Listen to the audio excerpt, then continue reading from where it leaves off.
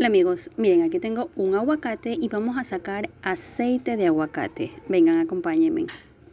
Este aguacate ya está súper maduro. Vamos a sacar toda la carne que tiene el aguacate y lo colocamos en esta bandejita. Vamos a mezclarlo, vamos a aplastarlo y aplastarlo bien hasta que nos quede una consistencia así. Ya está todo aplastado. Entonces lo vamos a colocar en este sartén.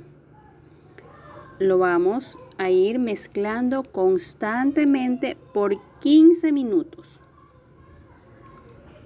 Miren, aquí está. Pasaron 15 minutos. Lo vamos a colocar en esta toallita de cocina. Y de ahí lo vamos a apretar bastante hasta que nos salga el aceite. El aguacate es una fruta cuyo origen es de las zonas tropicales y subtropicales y desde hace unos años muy apetecidas en el mercado internacional por su gran valor nutricional. Como alimento ayuda mucho a las personas con colesterol, ya que el aguacate tiene grasa buena.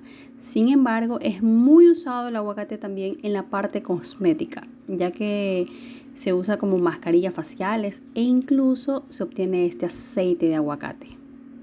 El aceite de aguacate es un componente ideal para prevenir los efectos de la edad, hidratar o eliminar aquellos signos del cansancio. Estos resultados se deben a las propiedades que contienen este aceite.